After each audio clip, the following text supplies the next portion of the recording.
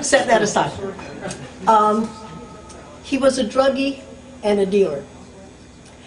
And it's happened that I had an office for years on Commercial Drive.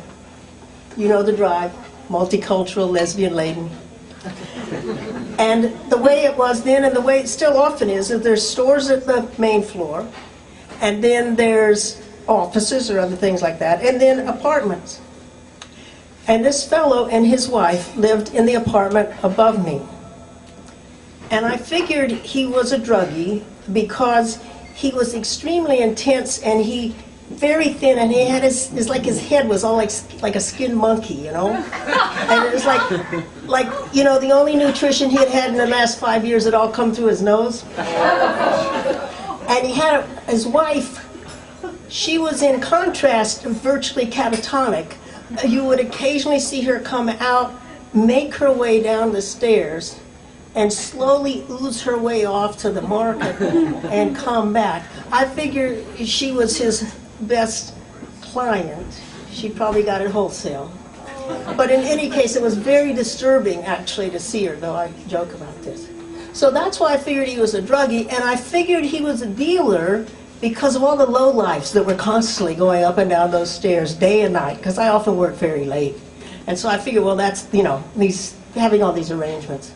This went on for a number of years, and the thing that was interesting was when I would pass him in the hallway, he always had this kind of intimidating air. It didn't intimidate me, but it was as though that were, you know, what he wanted to achieve. And so I, you know, just went along. And then one time I'm working late at night, and I hear this tremendous thud from above, just this boom, you know. And I thought, oh my God, that woman's up there alone with this guy. And then I called the police. Didn't think any more about it.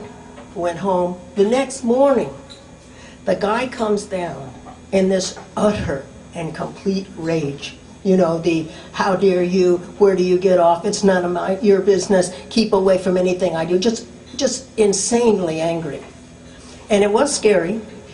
And I managed, though, somehow to sort of gather myself together enough that I thought my voice wouldn't probably shake. And I said to him, when there's a woman alone and I hear a sound like that, I call the police. And then from then on, when I would see him in the hallways, he was obsequious. It wasn't the intimidating, he was obsequious, you know. And so I explained that the way I explain everything, even if it was sociology degree. And his childhood, he must have been himself bullied a great deal. And then when he grew up, he became a bully. But then when he's faced with someone who stands up to him, it returns him to that little child. And there was one thing about him, though, that was, I wouldn't go as far as say charming, but it was distinctive, and that was that he loved his car. He just loved his car. And there was parking in the back of the building, so I had parking, he had parking. And at least once a week, this guy would come out and take 4 or 5 buckets of water, because there was no faucet or anything, and he would wash this car, and he would wax this car.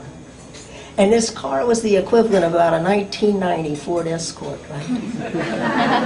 Two-tone gray. But he loved it. So it happened one afternoon. I am walking to my car, and I happened to be dressed up. I'd had a business meeting. I even had on a dress. You know, what can I say? and little heels. You know.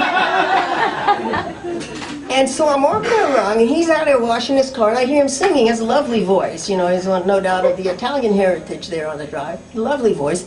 And I realize that he is singing "On the Street Where You Live" from My Fair Lady.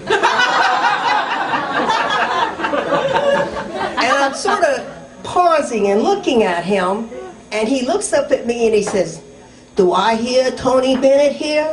Yeah. Do I hear Dino Martin?" And I said, "Oh, no, I think it's Vic Damone." And so then I thought, well, Marylee, you perform, And you've even sung a little.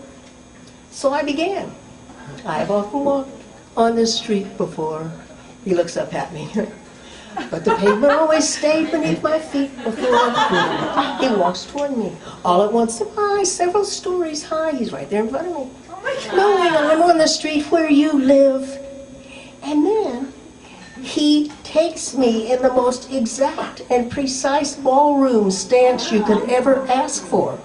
My hand raised, held lightly but firmly. The hand on my neck, light but firm. And we begin. People stop and stare. They don't bother needle me. There's only place else on earth, condom on earth that all at once, needle, several stars out the condom. I'm on the street, condom, where you live. And oh, the glorious feeling. And so it went on. I finished the song. We finished the dance.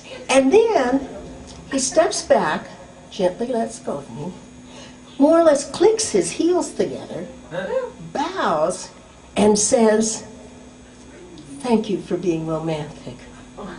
Where else but on the drive? Thank you very much.